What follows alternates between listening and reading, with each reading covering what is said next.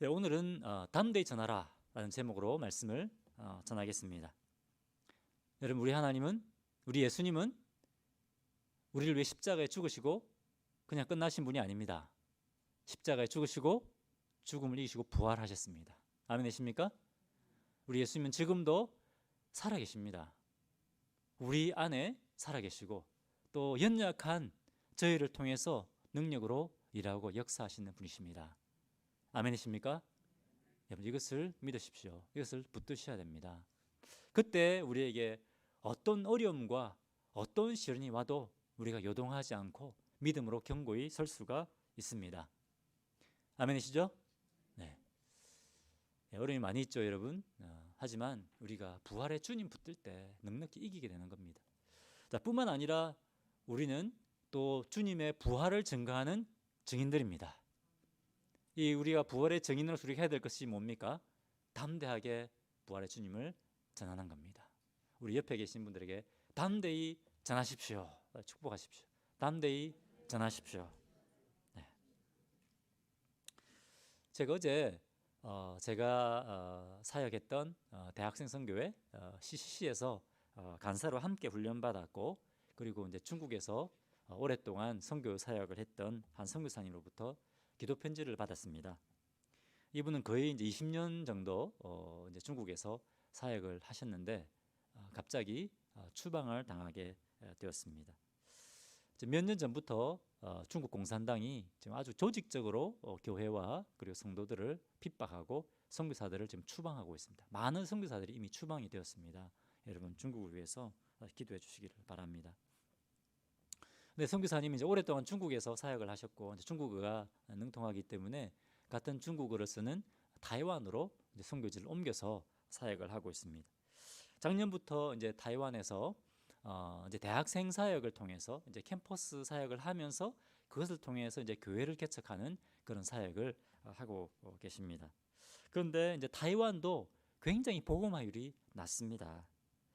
지난달 이제 9월 25일에 전도팀이 이제 선교사님과 4명의 이제 전도팀이 하루에 9월 25일 하루에 약 25명에게 58명에게 복음을 전했다고 합니다. 58명이 하루 만에 이제 복음을 전했는데 그 중에 딱 한 명이 예수님 믿기로 결단했다고 합니다. 하루 만에 58명이 전도하는 게 쉽지 않습니다. 네. 그런데 이 예수님을 이제 믿기로 영접한 이 친구가 복음을 듣고 이런 고백을 했다고 합니다. 제가 어릴 때부터 교회에 대해서 많이 들었습니다. 그리고 예수님에 대한 그 이름은 많이 들었습니다. 하지만 예수님만이 내 죄의 문제를 해결할 수 있는 분이라는 것을 제가 오늘 처음 들었습니다. 하면서 이 학생이 예수님을 주님으로 영접하고 구원받는 그런 은혜가 임했다라고 하는 것입니다. 여러분, 많은 사람들이 교회에 대해서 잘 아는 것 같습니다. 교회에 대해서 많이 들어봤습니다. 예수님에 대해서 많이 들어봤습니다. 하지만 사실은 아직도 많은 사람들이 예수 그리스도 안에 있는 이 놀라운 구원의 기쁨과 은혜를 모르고 있습니다. 예수님 안에 있는 복음의 이 진리를 모르고 있습니다. 그렇기 때문에 우리가 복음을 전해야 되는 겁니다. 교회 갑시다. 교회에 대한 이야기는 많이 합니다. 하지만 세상 사람들이 정말 들어야 되는 것은 예수 그리스도의 십자가의 복음, 부활의 복음을 들어야 됩니다. 자, 그런데 여러분, 이 이제 전도팀이 하루에 58명에게 이 복음을 전했는데 58명에게 복음을 전하기 위해서는 몇 번 정도 거절을 당해야 될까요? 통계적으로 보면 4배 이상입니다. 4배 이상. 약 250명에서 한 300명 정도 거절을 당해야 58명에게 복음을 전할 수 있습니다. 여러분, 전도하시다가 한 2-3번 거절 당해 보신 적 있으십니까? 어떻습니까? 굉장히 마음에도 상처가 되지 않습니까? 그죠? 마음이 확 낙심도 되고, 그죠? 때론 전도하는 거 참 힘듭니다. 그죠? 전도해서 예수 믿으면 참 기쁨이 있지만, 하지만 그 과정은 굉장히 힘듭니다. 어렵습니다. 상처도 받습니다. 낙심도 됩니다. 그죠? 그런데 이 전도팀이 계속해서 거절당하면서 250번, 300번 거절당하면서 계속 복음을 전한 겁니다. 그래서 이 한 명이 예수 믿고 구원받은 겁니다. 여러분, 이 선교사님은 오랫동안 사역했던 정든 곳에서 추방당하는 그런 아픔을 겪었습니다. 그리고 사람들에게 거절당하면서도 계속 이 복음을 전했습니다. 왜 그렇습니까? 왜 이 고난을 겪으면서도 왜 복음을 계속해서 전하는 것입니까? 오늘 우리 읽었던 성경 본문이 우리에게 그것을 말씀하고 있습니다. 비록 우리가 복음 전할 때 고난을 받는다 할지라도 우리는 계속해서 담대히 전해야 된다. 왜 고난 가운데서 우리가 계속해서 이 복음을 전해야 되는가? 그것을 오늘 이 본문이 우리에게 말씀하고 있습니다. 지난주하고 주지난주 그죠? 2주간 우리 사도행전 3장 말씀을 배웠는데 사도행전 3장에 보면 베드로와 요한이 성전 미문에서 그죠? 40년 동안이나 걷지 못하고 구걸하고 있는 불쌍한 사람을 나사렛 예수의 이름으로 나사렛 예수의 권능으로 고쳐주었습니다.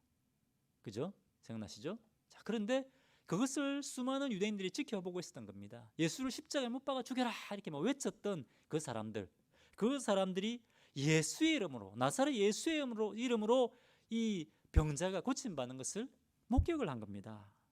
그래서 이 사람들이 베드로와 요한에게 막 몰려들었는데 이 사람들 앞에 이 사람들아 너희가 십자가에 못 박아 죽인 이 예수 그리스도가 부활했다. 그리고 예수 그리스도의 이름으로 이 사람이 온전케 되었다라고 복음을 담대히 전했습니다. 그때 오늘 보면 4장 4절에 보면 5,000명이나 되는 사람들이 뭡니까? 예수님을 믿고 구원받았다. 이렇게 되어 있습니다. 놀라운 역사가 일어난 겁니다. 주님의 은혜입니다. 자, 그런데 오늘 본문 계속해서 읽어보면 이 놀라운 주님의 은혜를 경험했을 뿐만 아니라 뭡니까?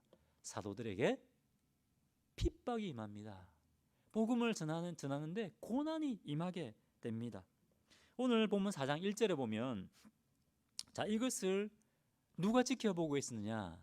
제사장들과 그리고 성전의 책임자들과 사두개인 이 사람 제사장들 그리고 이 성전 책임자들 이런 사람들이 사두개인들입니다. 여러분 사두개인들이 어떤 사람들입니까? 대제사장들 그죠? 그리고 이 정치 권력을 가지고 있던 귀족들 그런 사람들이 사두개인들입니다. 바리새인들의 라이벌 그죠? 바리새인들과 함께 어떤 지도자의 그 위치에 있던 사람들이 바로 사두개인들입니다. 그런데 이 사두개인들은 부활을 믿지 않았습니다. 여러분 생각해 보십시오. 대제사장들은 영적인 지도자들입니다. 그렇지 않습니까? 그런데 이 사람들은 부활을 믿지 않았다는 겁니다. 죽으면 끝이지 무슨 부활이 있어. 부활을 믿지 않았습니다. 여러분 부활을 믿지 않는다면 뭡니까? 이 대제사장들은 하나님 나라에 대한 소망이 있을까요? 하나님 나라에 대한 소망이 없습니다. 왜? 죽으면 끝인데 그죠? 그러니까 이 세상의 소망을 두고 사는 겁니다. 이 세상이 전부인 것처럼 사는 겁니다. 왜? 죽으면 끝이니까. 그러니까 이 대제사장들이 어디에 뭘 붙들고 사느냐? 자신의 권력과 부를 붙들고 사는 겁니다. 이 대제사장들은 누구로부터 자기의 이 위치를 보장받았느냐? 로마 정부로부터 대제사장직을 보장받았습니다. 그리고 자기의 권력을 이용해서 돈을 번 겁니다. 부를 축적한 겁니다. 복음서에 보면 예수님이 성전에 들어갔을 때 어떤 일이 일어나고 있었습니까? 성전에 들어가면 당연히 기도하고 예배드려야 하는 데 아닙니까? 그죠? 그런데 사람들이 제물로 바칠 가축을 짐승을 사고 팔고 돈을 환전하고 그런 일을 하는 겁니다. 성전에서 예배를 드려야 되는데 이 성전에서 뭡니까? 사람들이 돈을 벌고 그죠? 돈을 버는 그런 일들을 하고 있었다고 하는 겁니다. 그런데 이 성전에서 이 장사하는 허가를 누가 내줬을까요? 대제사장들이 내준 겁니다. 그리고 뒤에서 뒷돈을 받는 겁니다. 그죠? 그렇게 해서 대제사장들이 돈을 버는 겁니다. 그런데 예수님이 성전에 들어오셔서 어떻게 했습니까?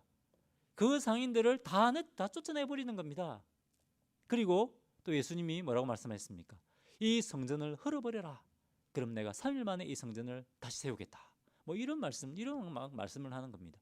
그런데 사람들은 누구를 따릅니까? 예수님을 막 따르는 겁니다. 이 대사장들이 보니까 자기 돈줄을 막 끊어버리고, 그죠? 자기를 따라야 될 사람들이 막 예수를 따라오고 이렇게 하니까 어떻게 생각합니까? 이 예수를 그냥 두면 안 되겠다. 죽여버려야 되겠다. 그렇게 해서 바리새인들과 함께 그때 총독인 빌라도를 협박하는 겁니다. 빌라도를 협박해서 어떻게 합니까? 예수님을 십자가에 못 박아 죽게 만들어 버리는 겁니다. 자, 그런데 이 사두개인들이 예수님을 십자가에 못 박아 죽여버렸는데, 이 죽여버린 예수님이 지금 어떻게 됐다고요? 이 베드로와 요한이 이 십자가에 죽은 나사렛 예수가 부활했다고 가르치는 겁니다. 그리고 또 어떤 일이 일어납니까? 죽었다고, 이 십자가에 죽여버린 나사렛 예수의 이름으로 이 40년 동안 병자였던 사람이 고침을 받은 겁니다. 자, 그러면 보통 사람들 같으면 어떻게 됩니까? 아, 큰일 났구나.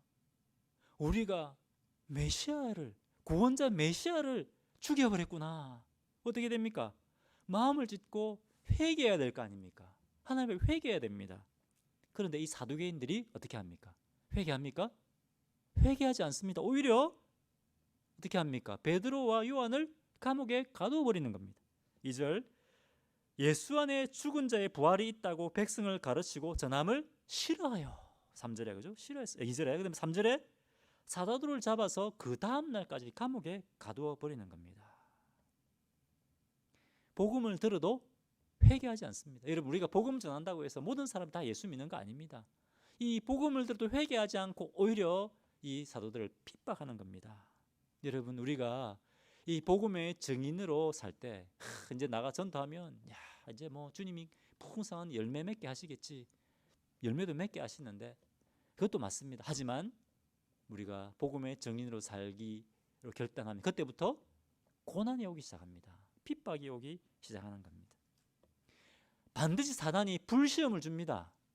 우리로 하여금 전도하지 못하게, 주님의 증인으로 삶을 살지 못하도록 사탄이 반드시 여러분 시험을 줍니다.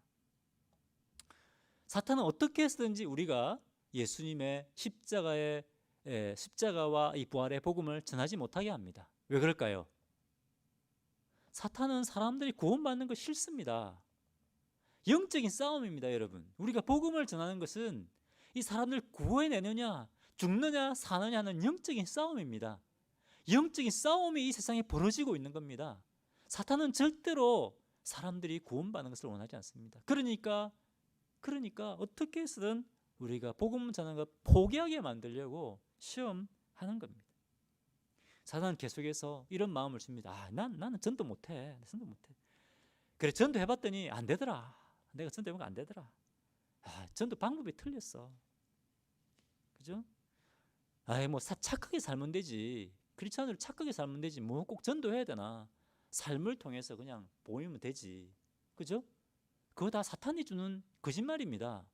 물론 우리가 그리스도인으로서 빛된 삶을 살아야 됩니다. 뭐 빛된 삶도 안 살면서 뭐 예수 믿으세요? 아무 소용이 없습니다.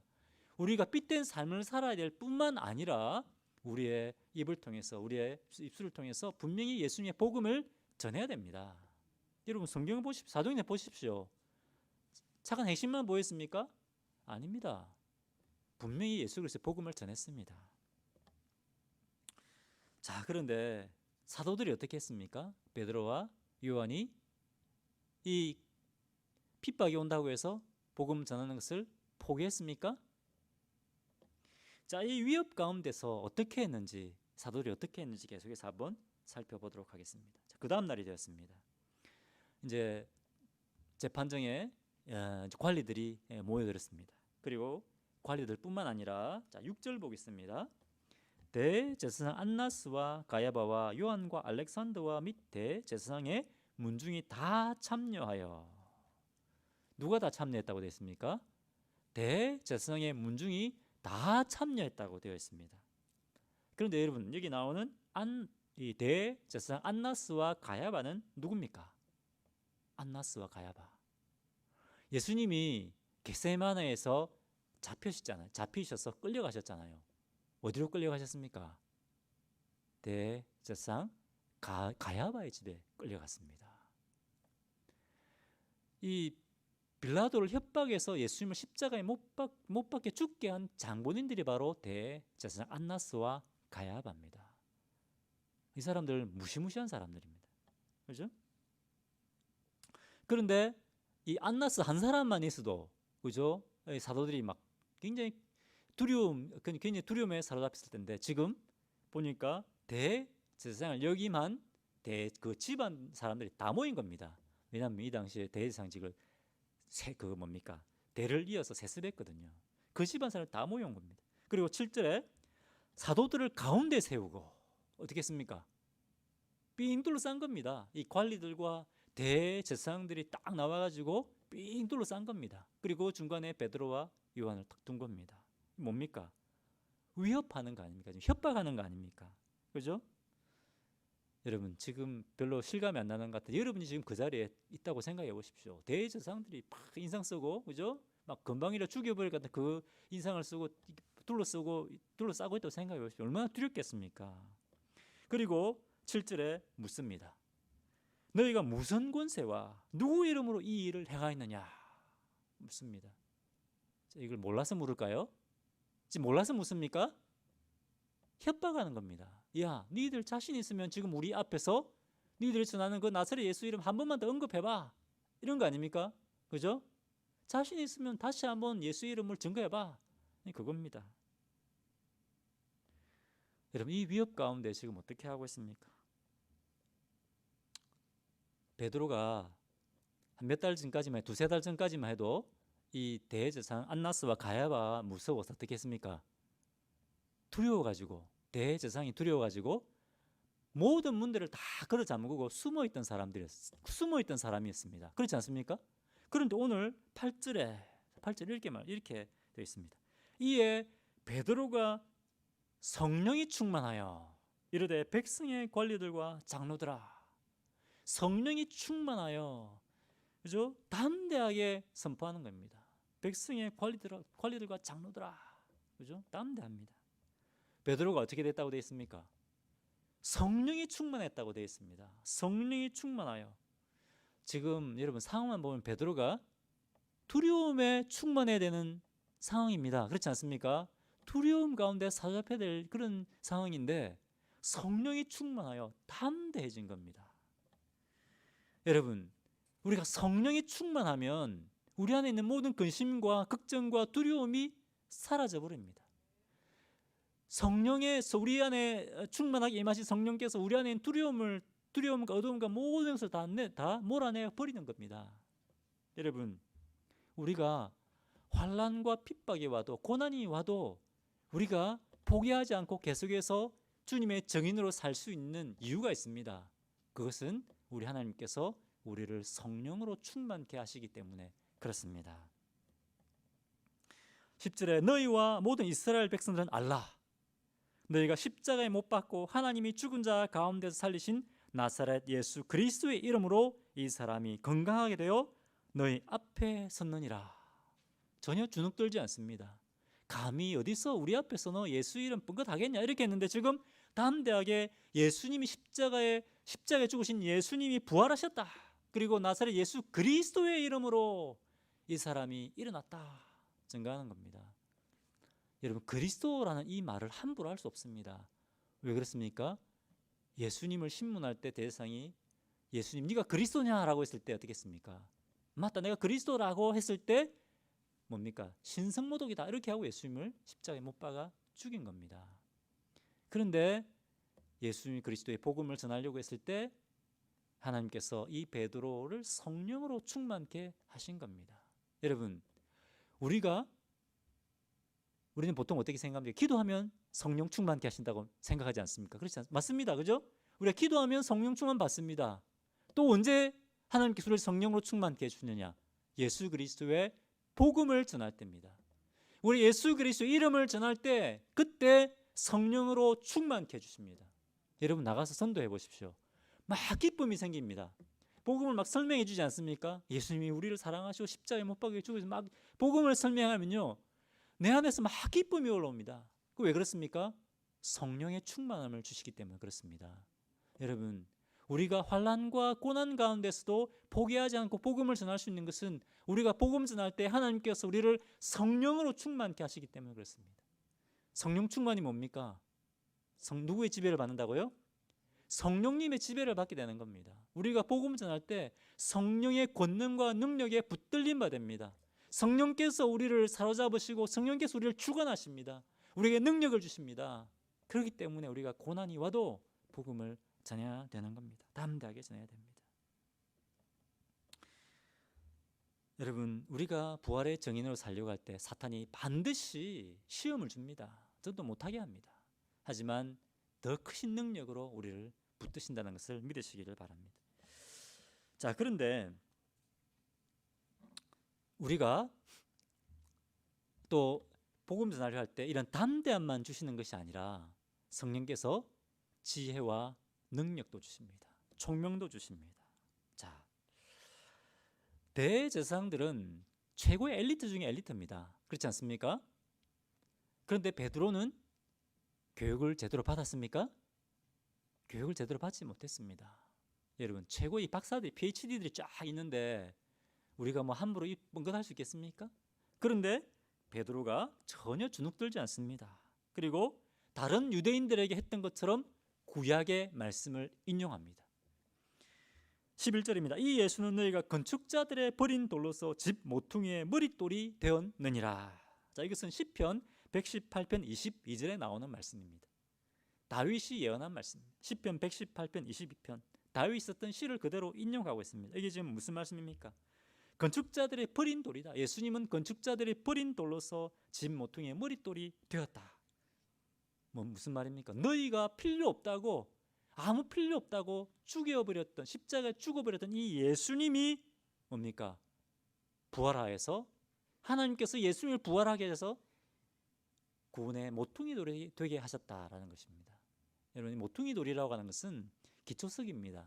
집을 지을 때 없어서는 안 되는 돌입니다. 이 돌이 있어야 집을 쌓아 올릴 수 있는 겁니다. 이 돌이 없으면 안 됩니다. 예수님 없으면 구원받을 수 없습니다.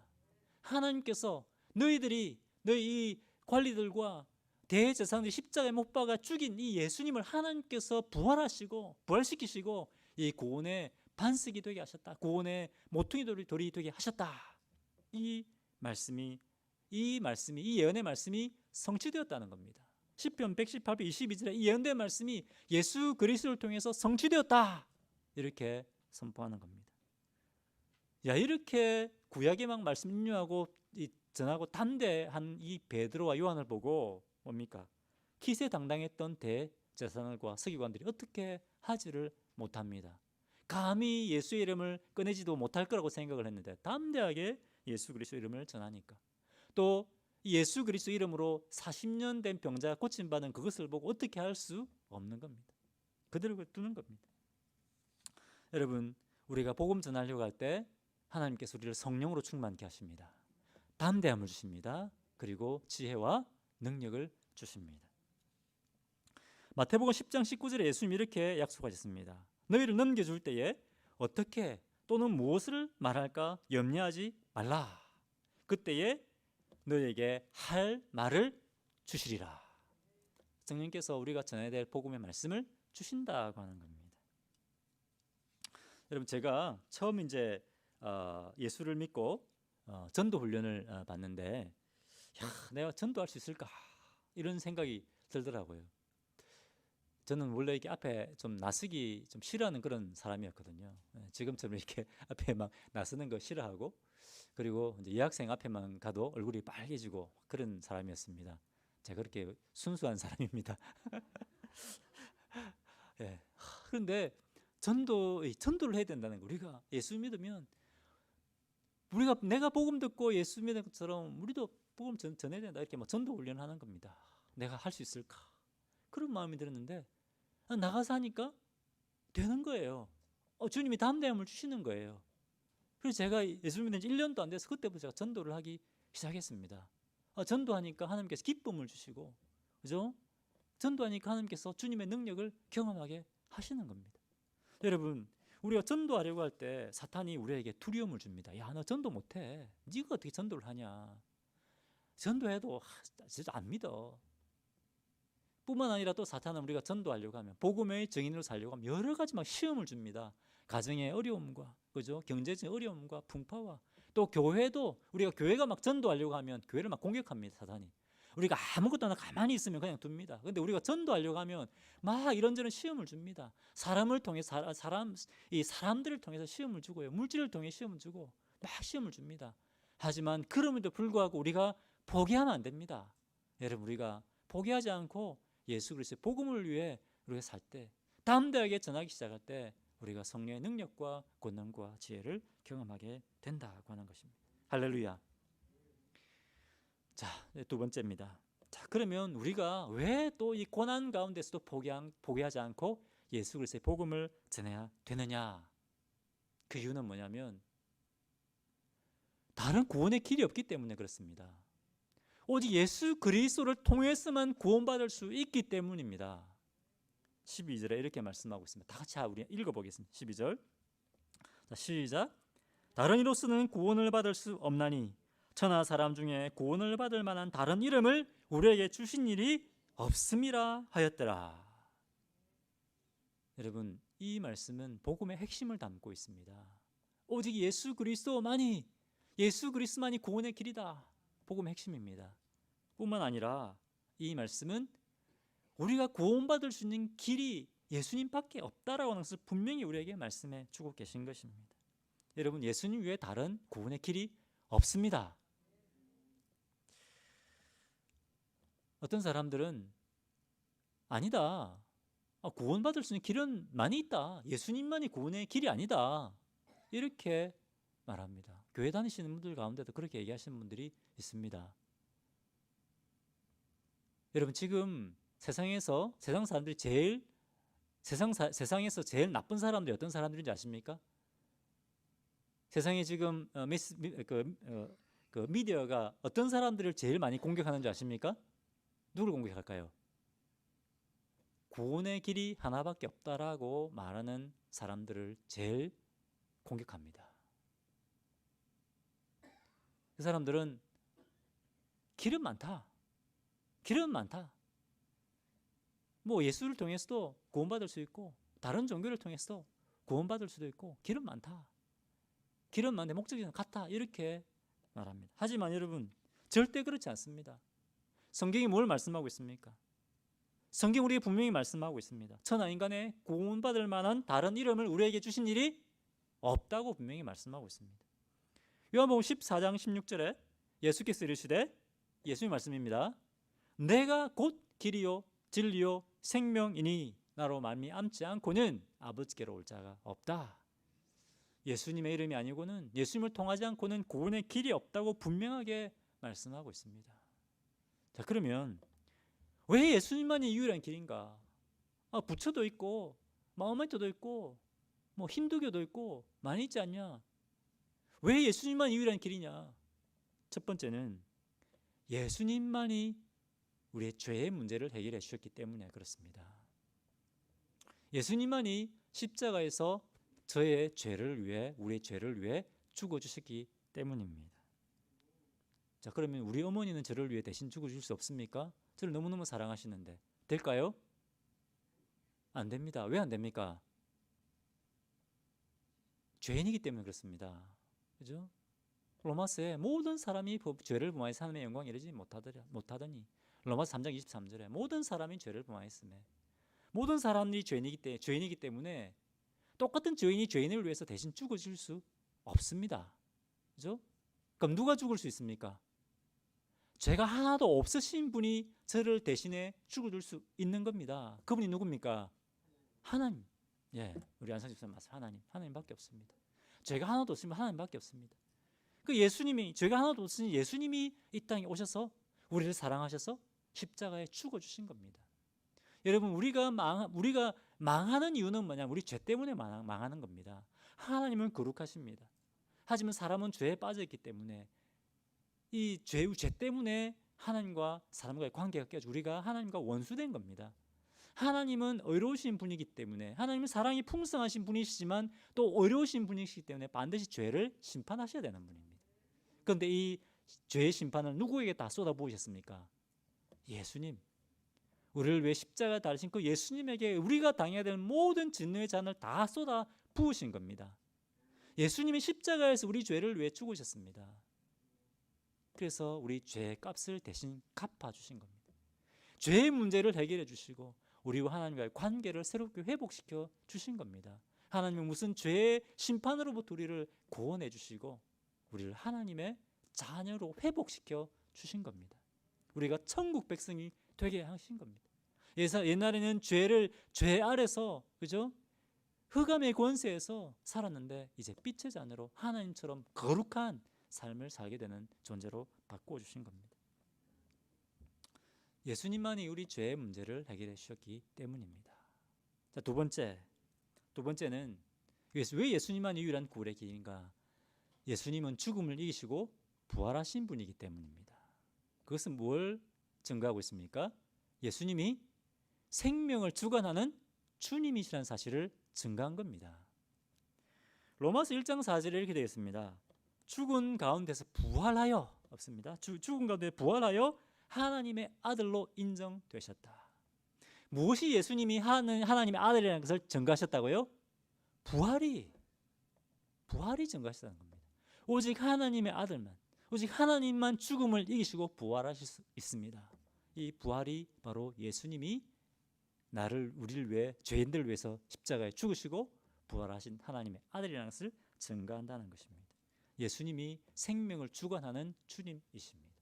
본인이 죽음에서 살아나지 못하면, 부활하지 못하면 생명의 주님이 아니십니다. 그죠? 그런데 여러분, 예수님은 살아나셨지만 석가모니는 죽었습니다. 그죠? 이슬람교의 마호메트 죽었습니다. 그죠? 그렇기 때문에 부처도 마호메트도 우리에게 생명을 줄 수 없습니다. 모든 것이 길이 아닙니다, 여러분. 힌두교가 생명 줄 수 없습니다. 여러분, 불교에서 얘기하는 열반이 어떤 건지 아십니까? 열반. 그렇죠? 이 사실 불교의 가르침은 철학입니다. 그리고 이 긴 시간 동안 계속해서 이 책들이 만들어졌기 때문에 일관성이 없습니다. 희한하게 이 책에서는 A라는 걸 얘기하고 있으면 B라는 책에는 다른 것을 이야기하고 있습니다. 일관성이 없습니다. 하지만 여러분, 성경을 보십시오. 성경에는 여러 저자들이 썼음에도 불구하고 40여 명의 이런 저자들이 썼음에도 불구하고 일관성이 있습니다. 왜? 저자가 한 분이시기 때문에 그렇습니다. 하나님 한 분이시기 때문에 그렇습니다. 사람이 쓴 책이 아니기 때문에 그렇습니다. 자, 그런데 여러분, 불교에 의하면 인생이 어떻게 됩니까? 불교는 윤회를 가르칩니다. 윤회가 뭡니까? 인생이 돌고 도는 것입니다. 그죠? 가끔 드라마를 보면 요즘 부쩍 이런 말을 많이 하더라고요. 아, 이번 생은 망쳤다. 다음 생에 가서 잘 살아야 되겠다. 이런 얘기를 막 스스로 하더라고요. 그런데 여러분, 불교에서 말하는 윤회는 뭡니까? 다음 생에 인간으로 다시 태어나라는 법이 있습니까? 없습니다. 다음 생에서 파리로 태어날 수도 있고요, 개미로도 태어날 수 있습니다. 이게 제 말이 아니라 불교에 이렇게 가르치고 있어요. 그렇지 않습니까? 불교는 사는 자체가 고통이라고 가르칩니다. 사는 자체가 고통. 그러면 열반은 뭐냐? 열반은 이 계속 윤회되는 이 고통의 사슬을 끊는 것이 열반이라고 가르칩니다. 완전히 우주의 일부가 되어 버리는 것, 그것이 열반이라고 합니다. 이것을 어떻게 표현하느냐? 한 방울의 물이 그 넓고 넓은 바닷물에 뭡니까? 그 바닷물에 합쳐져 버리는 것, 그것을 열반이라고 표현합니다. 여러분, 생각해 보십시오. 이것이 불교가 말하는 열반입니다.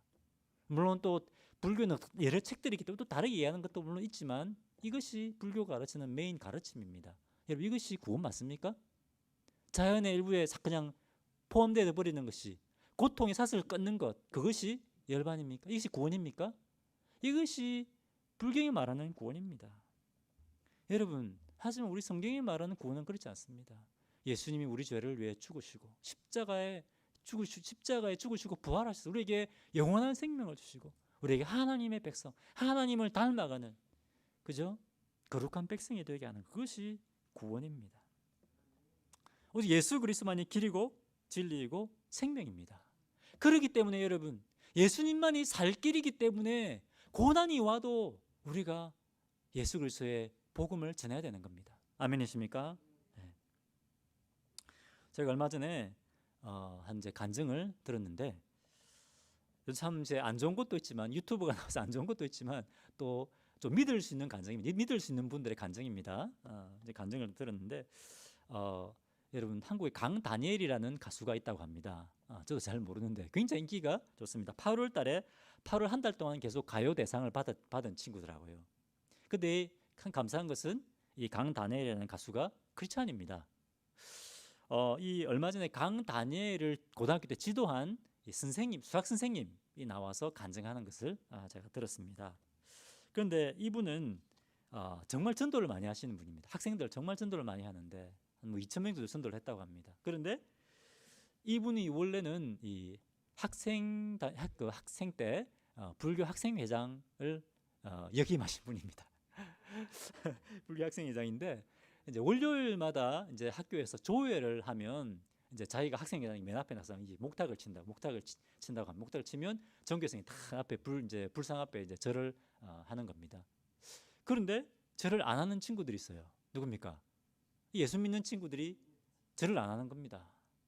그러니까 너무 화가 나고, 내가 이게 목탁 치고 하는데 감히 우리 부처님 앞에 절을 안 해? 그래가지고 싸움 잘하는 이 선생님도 옛날에 좀 이렇게 깡패 기질이 있었더라고요. 그래가지고 싸움 잘하는 친구를 몇 명 딱 데리고 가가지고 막 예수 믿는 교회 다니는 친구들, 예수 믿는 친구들 막 협박하고 때리고 목탁으로 막 머리 막 때리고, 그리고 왕따 시키고 막 그런 짓을 한 겁니다. 자기 힘으로 한 게 아니죠, 그죠? 사탄이 부추기는 거죠, 그죠? 자, 그런데 이분이 중학교를 졸업하고 고등학교를 크리스찬 이제 미션 스쿨로 가게 된 겁니다. 미션 스쿨로 가면 학교에 성경 시간이 있습니다. 중학교 때까지 불경을 배웠는데 고등학교 가니까 이제 성경을 가르치는 겁니다. 근데 이제 성경을 가르치는 한 여자 선생님이 들어오는데, 한 번도 이분을 선생님이라고 부르지 않았다. 선생님 부르지 않고 또 전도사님이라고 부르지 않고 뭐라고 부르냐면 초코바이 아줌마. 맨날 놀리는 겁니다. 이 친구들 이렇게 선동해가지고 수업 시간에 초코바이 아줌마 막 놀리고, 그리고 또 막 성경 시간에 떠들고 이렇게 하면서 성경은 못 가르치도록 막 이렇게 방해를 한 겁니다. 야, 이 정도 괴롭혔으면 이제 저 선생님 이제 좀 성경 가르치고 전도하는 거 이제 포기하겠지. 막 괴롭혔다는 겁니다.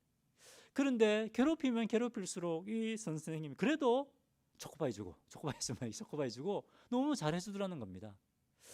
근데 하루는 이제 수업이 5분밖에 안 남았는데 전도사님이 요한계시록 20장 말씀, 여기 보면 죽음과 두 번째 죽음과 그리고 심판과 지옥불 막 이런 것들이 나오는 부분인데, 이분은 성경을 딱 읽어주고 이제 나가시려고 하는데, 이 말씀을 듣는데 갑자기 갑자기 죽음에 대한, 지옥에 대한 두려움이 막 엄습하더라는 겁니다.